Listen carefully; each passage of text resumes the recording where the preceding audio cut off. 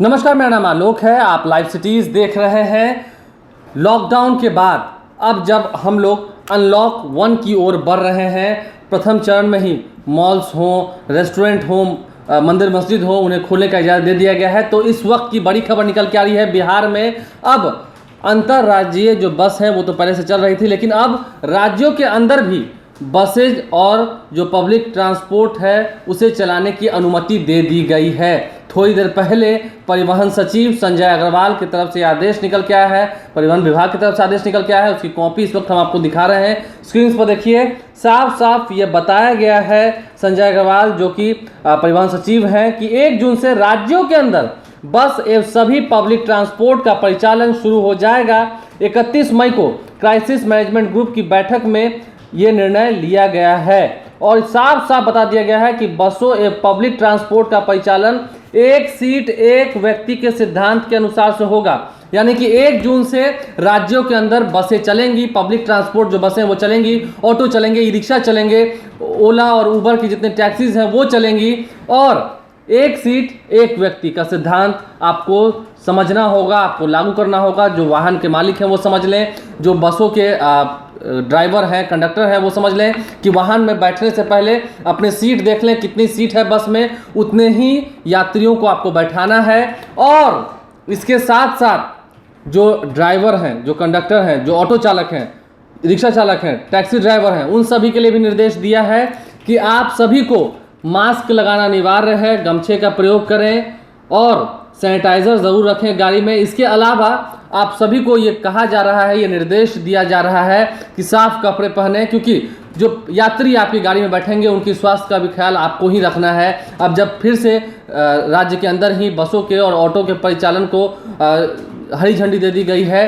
तो ऐसे में ये निर्देश जारी किया गया है। परिवहन सचिव संजय अग्रवाल की तरफ से थोड़ी देर पहले ये आदेश निकल के आया है और ये भी कहा गया है कि राज्य में e rickshaw, auto rickshaw, taxi, Ola, Uber का परिचालन कंटेनमेंट क्षेत्र को छोड़कर अनुमान्य होगा। यानी कि जो कंटेनमेंट क्षेत्र है वहाँ पर इन सभी चीज़ों का परिचालन नहीं होगा।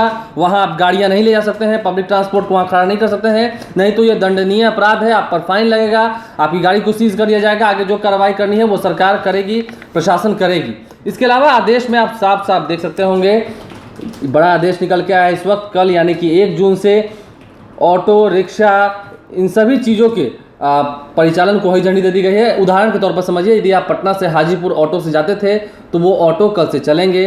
बस से यदि आप पटना से समस्तीपुर जाते थे, पटना से मुजफ्फरपुर जाते थे, पटना से दरभंगा जाते थे, कटिहार जाते थे, तो कल से बसें चलेंगी। बसों के ड्राइवर को ख्याल रखना है कि 1 सीट 1 व्यक्ति, जैसे पहले बसों में आप ठूंस देते थे, लोगों को छत पर बिठा देते थे बिना किसी की जान की परवाह किए बगैर, यदि ऐसी तस्वीर आप देखने को मिली तो कड़ी कार्रवाई की जाएगी सरकार की तरफ से आप पर और गाड़ियों को सीज भी किया जा सकता है। इसके अलावा साफ साफ निर्देश दिया गया है, साफ कपड़े पहनने हैं, ड्राइवर को, कंडक्टर को मास्क लगाना अनिवार्य है, गमछे का भी प्रयोग कर सकते हैं और जो यात्री आएंगे वो जब गाड़ियों में चढ़ेंगे या उतरेंगे उस वक्त फिजिकल डिस्टेंसिंग का ज़रूर ख्याल रखा जाएगा, शारीरिक दूरी बनी रहे, क्योंकि उनकी स्वास्थ्य की चिंता करनी होगी आपको। जो बसों के ड्राइवर हैं, जो आम लोग चढ़ रहे हैं बसों में, कल से जो चढ़ेंगे, जो ऑटो पे चढ़ेंगे, उनके लिए भी हम कर रहे हैं, कल से पूरी तरीके से सरकार ने छूट दी है। सिर्फ कंटेनमेंट जोन में गाड़ियाँ नहीं जाएंगी, बाकी जगह पर पहले की तरह गाड़ियाँ चलेंगी राज्य के अंदर। और इसके साथ साथ आपको क्या क्या ख्याल रखना है, तस्वीर देखिए किस तरीके से आदेश की कॉपी जो हम तक पहुँचा रहे हैं, इसमें साफ साफ लिखा गया है कि वाहनों के अंदर और बाहर कोविड-19 के संक्रमण से बचाव के उपाय संबंधों का पोस्टर और स्टिकर लगाना होगा। यानी कि सरकार की तरफ से जो बहुत सारे पेपर में आप देखते होंगे कोविड-19 से कैसे बचना है, अखबारों में देखते होंगे, कई जगह पर देखते होंगे, या सरकार की तरफ से आपको उपलब्ध भी कराया जाएगा। उस स्टिकर को आपको अपने ऑटो पे, अपने बस पे लगाना है, लोगों को जागरूक करना है, ये आपकी जिम्मेवारी भी है और आने वाले समय में अगर आपने ऐसा नहीं किया तो कार्रवाई भी हो सकती है। इसके अलावा ड्राइवर एवं कंडक्टर को साफ कपड़े पहनने हैं। वाहनों के अंदर चढ़ने उतरने के समय, जैसा कि मैंने पहले भी कहा, सोशल डिस्टेंसिंग, फिजिकल डिस्टेंसिंग का अनुपालन सुनिश्चित कराया जाएगा। वाहनों में सैनिटाइजर की उपलब्धता सुनिश्चित करेंगे।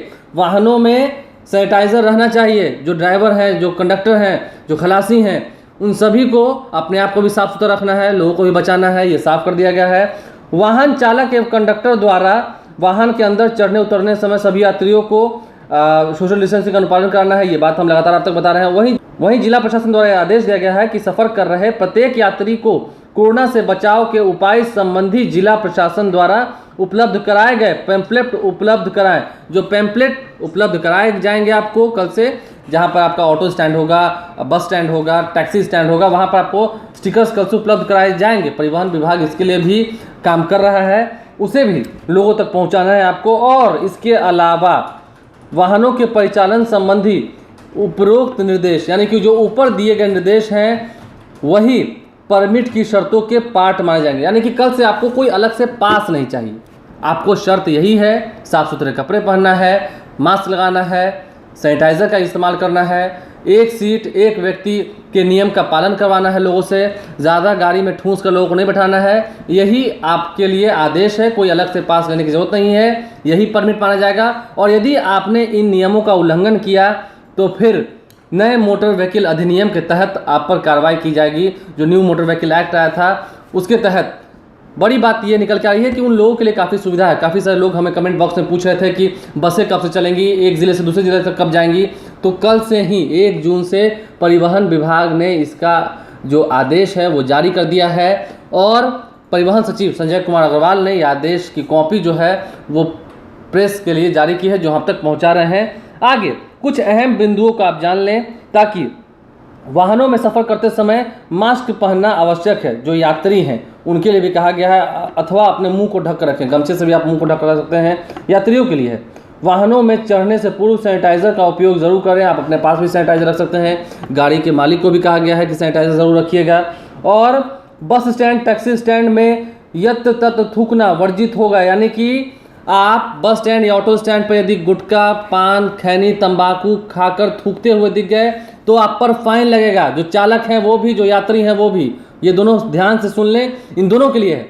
गाड़ियों में ड्राइवर्स इस बात का ध्यान रखें, जो ऑटो चालक हैं, जो बस चालक हैं, कि कोई आपकी गाड़ी में गुटखा ना खाए, कोई खैनी ना खाए, कोई कहीं थूके नहीं, कोई किसी को परेशानी ना दे, क्योंकि इन सब चीज़ों से ज़्यादा स्वास्थ्य को हानि पहुंच रही है। कई सारे डॉक्टर्स भी, कई सारे जो विशेषज्ञ हैं वो इस बात को कहते हैं कि इस समय में इन सब चीज़ों से खतरा ज़्यादा फैलता है संक्रमण का। तो आप भी बचें, आपको भी बचना है। आपकी गाड़ी में यदि कोई सिगरेट पी रहा है या कोई अन्य चीज़ कर रहा है जो काफ़ी गलत है, तो उस पर आपको रोक लगानी होगी। और इसके अलावा सबसे अंतिम जो हम अब तक पहुँचा रहे हैं, 65 वर्ष से अधिक उम्र के बुजुर्ग और 10 वर्ष से कम आयु के बच्चे, गर्भवती महिलाएं को भी सलाह दी जाती है कि यदि चिकित्सा संबंधी या अन्य आवश्यक कारण ना हो तो ही बसों में सफ़र करें। ये यात्रियों को ध्यान रखना है कि जो बुज़ुर्ग हैं, जो काफ़ी बच्चे हैं, उन सभी को बहुत ज़्यादा ज़रूरी ना हो तो बसों में सफ़र ना करें, सोशल डिस्टेंसिंग का पालन करें। ये आप समझ लें, ये नियम सरकार द्वारा दिए गए हैं। कल से छूट दी गई है, कल से गाड़ियाँ चलेंगी, बसें चलेंगी, ओला उबर टैक्सी चलेंगी, लेकिन एक सीट एक व्यक्ति, ध्यान रखिएगा। लाइव स्ट्रीम देखते रहें, हमारे चैनल को सब्सक्राइब कर लें, साथ साथ फेसबुक पेज भी लाइक करें। इसके अलावा ट्विटर हैंडल पर लाइव स्ट्रीम जरूर फॉलो करें। धन्यवाद।